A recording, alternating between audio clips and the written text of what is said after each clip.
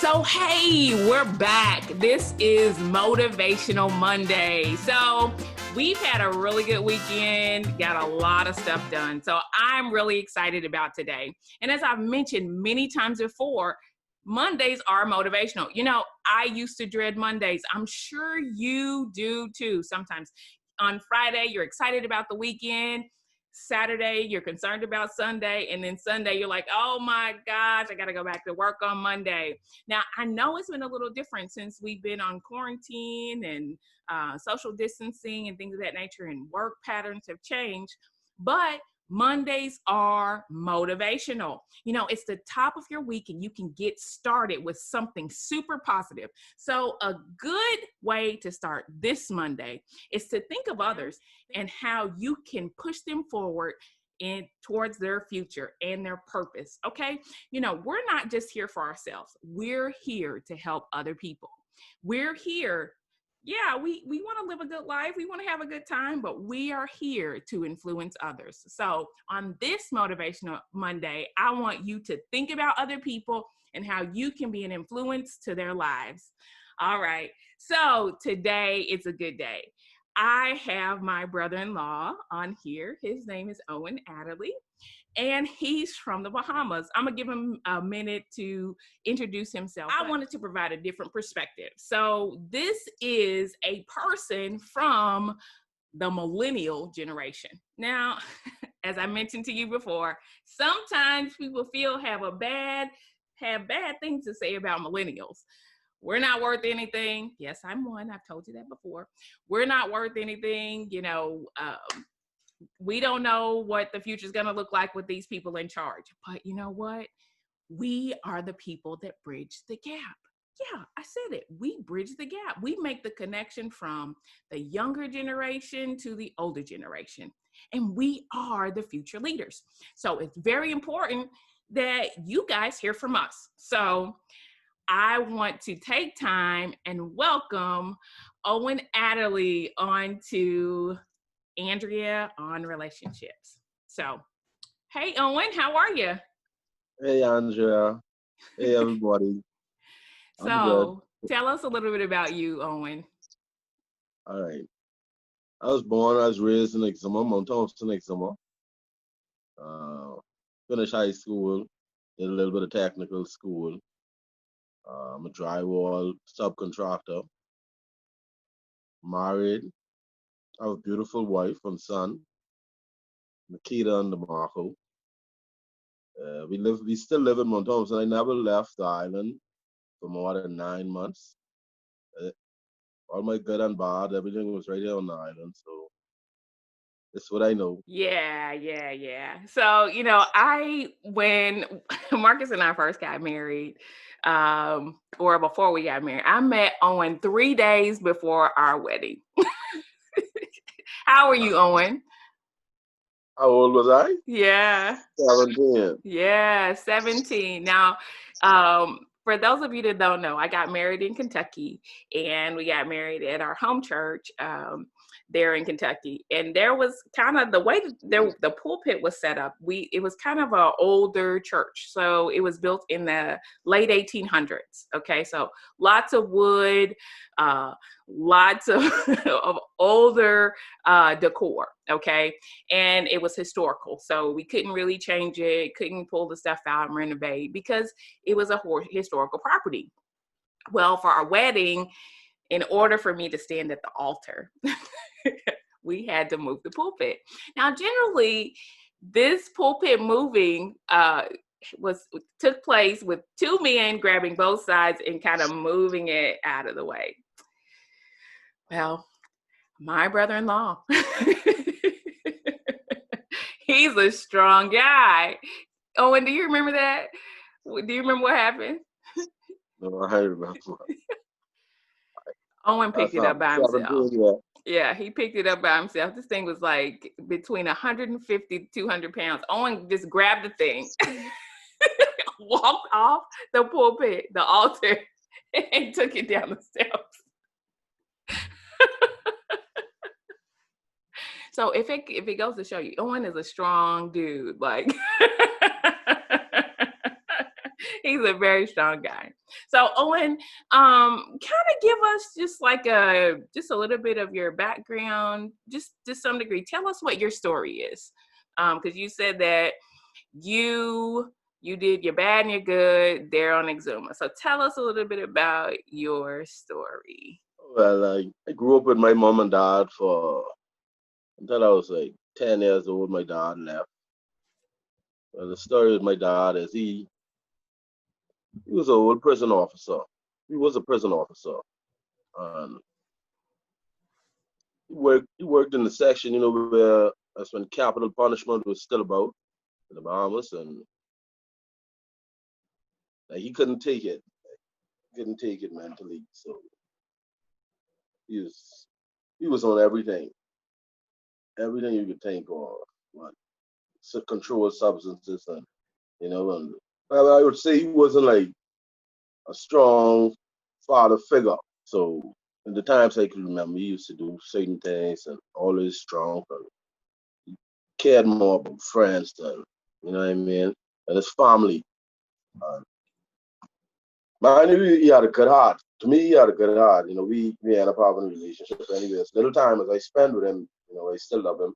He ain't around now, but yeah, it was, and just in the community, growing up, like, my mother had six of us, or before she got married, and like, our grandparents really had to step in and take care of us, grow us up, you know.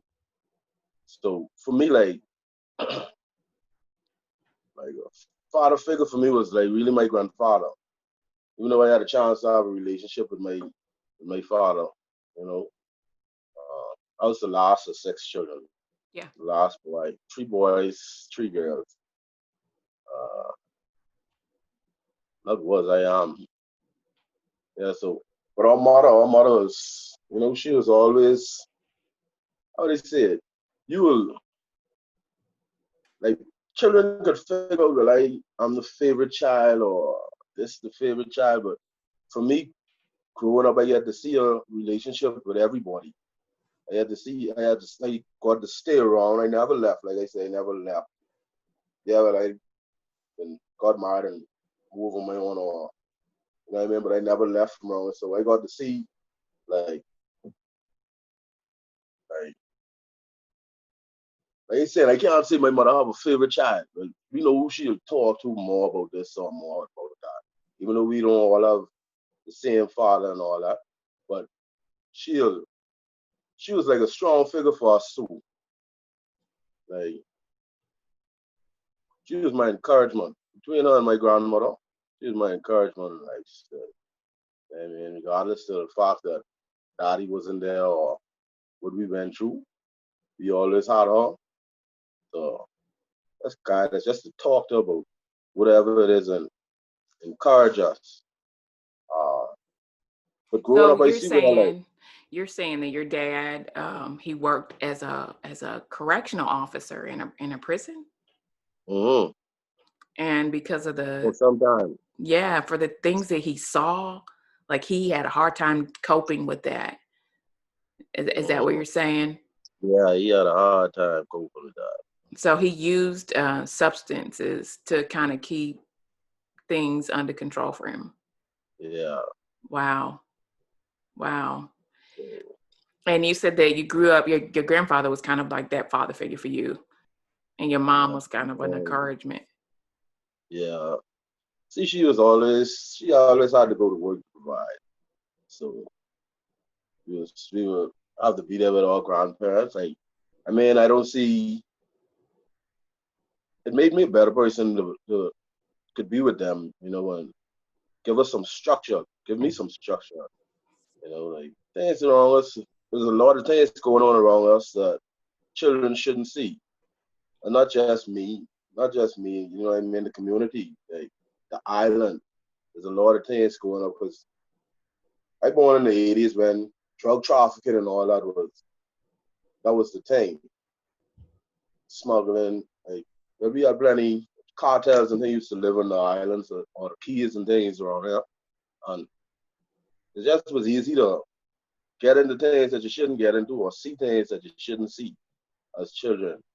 You know what I mean? And sometimes like nobody was really showing you like, you know what I mean, positive things. Sometimes. Let's thank God, like I say, for Grammy and Daddy. You know what I mean?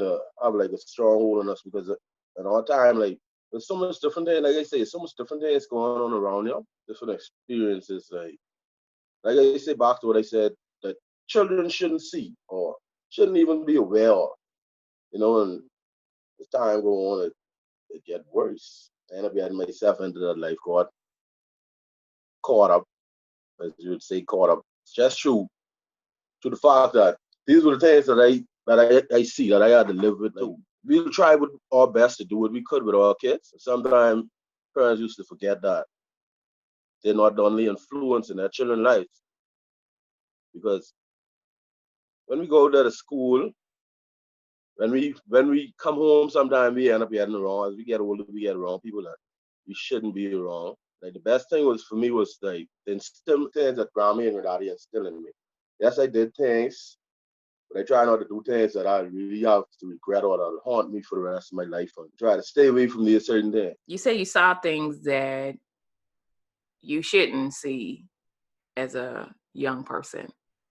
You shouldn't have been aware of. Do you feel like your childhood was somewhat taken away from you because you witnessed these things? I wouldn't say taken away. I still had a chance of a child, but it made me aware of certain things. You know what I mean? Made me think about certain things, made me feel okay with certain things too. All right, my daddy was smoke or drink, I got into smoke and drink. I didn't get into a lot of stuff that he was into, but it made me feel okay for a while. I wouldn't say I don't do all these things no more, but I don't feel so okay about it no more. Okay. You know what I mean? Yeah. After time and having different influences in my life and being around different people who could, you know what I mean, show me different. But it takes some time. It takes some time. Is it because that you saw that and that was kind of ingrained in you early? Yeah, Yeah. yeah, I yeah. like the point that you made that, parents are not the only influence in your children's lives. Can you talk a little bit more about that part? Who were your influences? Not necessarily by name, but just where did you find those influences? In your everyday life, going to school, you have people, you have friends who seeing certain things and they introducing you to certain things. They older brothers, sisters, uh, cousins, just everyday people who you interact with. They influence your life in so many different ways. They experience things that they tell you that open your mind up to certain things, make you look at certain things differently. Things that a teacher, So, grown up.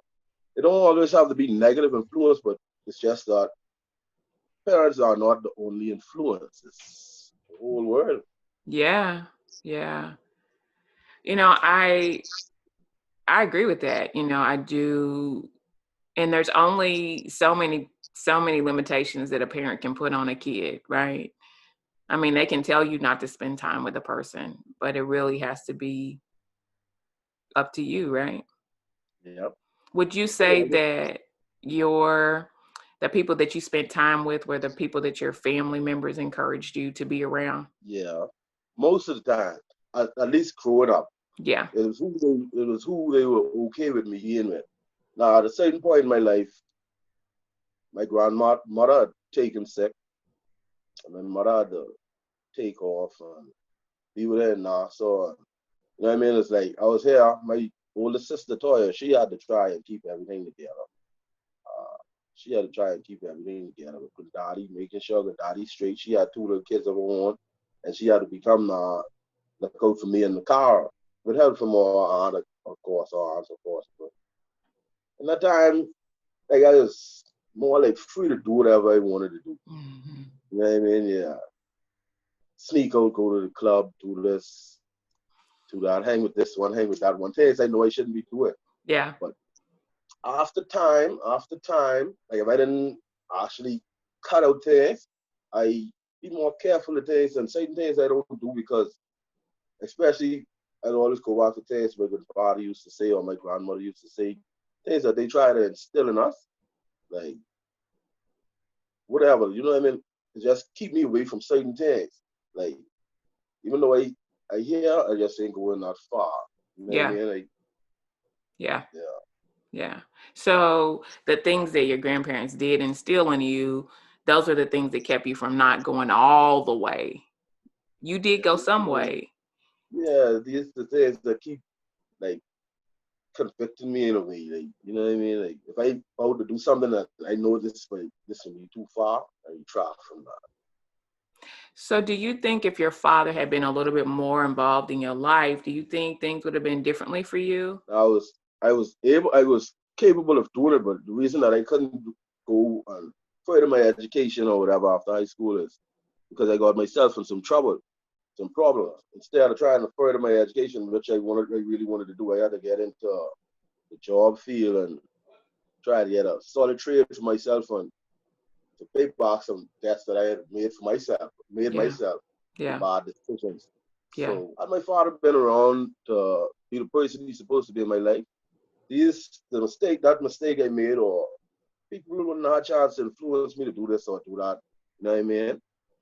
He would have been there for me because he wasn't around. I always hang out with older people, older guys. So you were looking for a father figure to some degree or a Yeah, brother, a male influence. that's acceptance. That's acceptance. So let's dig into that a little bit on because relationships matter really is about uh, taking a story, the challenges, kind of the things that we faced, and really bringing out what those challenges are, just to let people know that you are not, or we are not the only people that are going through stuff. There's tons of people that have experienced the same things that we do. And one thing on that I found out is sometimes when we can put a name to what we're feeling, then we can start from that point and move forward and go on with our lives. So I think some of the audience that may be watching right now, I think you may be going through some of these similar things or have experienced some of these similar things. And we just want to jump right in and talk a little bit more about it.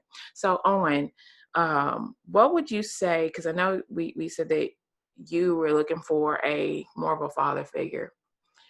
What was kind of like the criteria that you would look for? What were some of the things that you would seek out in these older friends or cousins or relatives when you were kind of seeking this out? Acceptance. Like you'll go like there's people who have a little fame to them through the public eye, Okay. like yeah, they doing this and they doing that and people like them and you know? Yeah. Yeah, these are people like try to get cool with hang Yeah. around, who doing stuff, who doing things. Yeah. You So know what I mean? they had a reputation to some degree, right? Yeah, Yeah. yeah. Yeah. Yeah. Did you feel like that's something that you wanted? Did you want Yeah, to have for a some reputation time, at some point? yeah, for some time and for some time I had that, you know what I mean? And it feel like glimmer and glad, but it ain't nothing to it. It ain't nothing to that. Yeah. You get to learn that it ain't nothing to that. So Yeah. it's even important. You have to find out that family more important. I don't know why so many men don't realize that family is way more important. What you instill in children is what's gonna come out of them. Like children, for me, I don't forget. I'm 35 now. I don't forget who was nice to me as a child and who was mean to me as a child. Yeah. I don't forget. To the extent I end up forgiving after time and all that, but children don't forget that. So it can be the same thing with the generations coming up. Some people find them to forgive, and then some people arc out for the rest of their life on that. Yeah. Wow. What would you say? Do you feel like that the men that are in your generation are a little bit more involved? Like, so you got the centennials, which is Uh, 25 and down, 25, millennials, 26 and to 39, 39, yeah. and then Generation X, which is 40 to 55, and then baby boomers, which is 56 to 70, I think. And then the traditionalists, which is like 70 something and above. Okay. So a lot of people that are in that baby boomer range kind of dismiss the Generation X and millennials. Okay. We're the parents right now. We are that age bracket, our parents. Do you feel like the age bracket that our parents right now are similar to um, the people that were our parents? Are we similar? Are we better?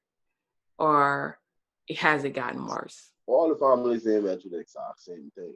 Different categories. You have families who are the support of both their parents in our time when we were younger, and then you have families that didn't. You had that way back in the 56 to the 70s, 60s and things. You had families that didn't have mom and dad there. They just had mom from that time to when grandparents and all that. But then in every generation, you have some that do better than some, and some that do better, some that don't. I think now I think now for our generation, the men trying to be more influential in their children's lives. They're trying to be them more because I think we're doing a better job there. Because back then, like, but when you get emotional and type of things, fathers never used to deal with that. Yeah. Hey, you soft when you getting emotional and you know what I mean, or you pumping up the boy and saying this and that. Sometimes, yeah, sometimes you need to get emotional, and sometimes daddy need to deal with that. But back in them days, daddy wasn't the person to deal with that. I think we doing better. We doing better as at least helping our children with emotional stuff. That's one thing I can say. We doing way better, man. Some men used to feel like that. Oh, deal with your mom with that. Oh, go deal with that boy with that. You know what I mean? Now, man, being more of an influence in their children's lives. Like trying to play more of a bigger part. Was it because you didn't have that influence in your life that you feel like, or men didn't have those influences in their lives that they wanted, so they're kind of fulfilling what they wanted as a kid? I think it's because they know what they miss out. They know what they missed out on, what they didn't have, and what they would have liked to have. So they'd like to extend that to their children. Do you feel like their children are better equipped to deal with things now than you were as a young person? I think so. Yeah. I think so. So your son DeMarco, what have you done differently with him that um, wasn't necessarily done for you?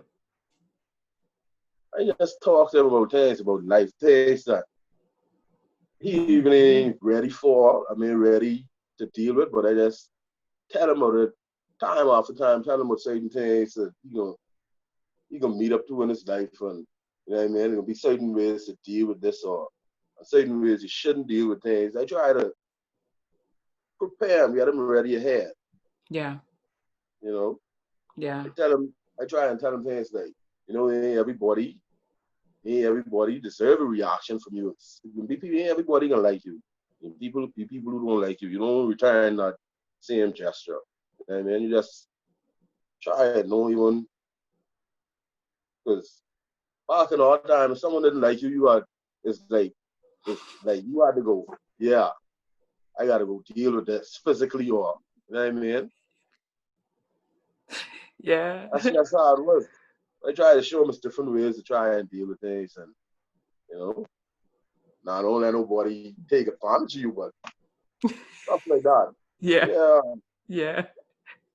Look, like look, after like you dealt with it physically, did they like you? didn't matter. It didn't matter. Okay. They know to watch what to say or how to act though. Yeah, I did, there were better ways to deal with things than that, but it was just the environment that was around me. Yeah. You know, so in order to change that, you have to do that from the young. You have to change that in them from the young. Listen, you don't have to resort to these kind of things, and People can think what they want to think anyway. So you have to learn that from you young too, because a lot of things is children. A lot of reasons why children and youngsters act out, or even adults still act out, because they care so much about what people think. What people think of you. If you care about it, it'll wreck you. If you care so much about it, it'll wreck you. It'll bring you right down and it'll wreck the people around you. Owen, I'm gonna give you. We got like maybe 2 minutes or so. I'm gonna give you just a moment to talk to your peers about just whatever's in your heart. Just talk to your peers real quick. All right.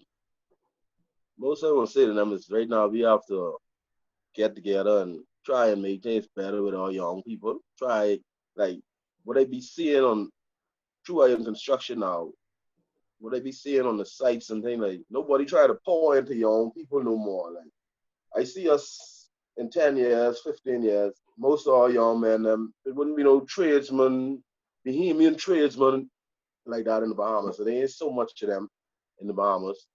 Like guys now going on the job and they just counting their days, and you know what I mean, they ain't trying to pick up a trade, they just gonna be there knocking about, and that ain't gonna be good for the economy in another 10 to 15 years if nobody else is learning nothing.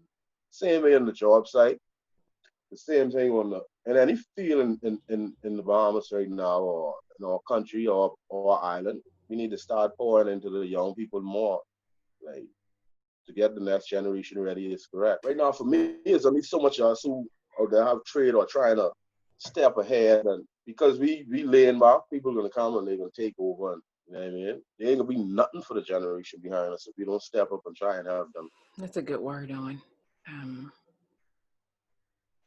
Think about the generations. Think about the people that are behind you.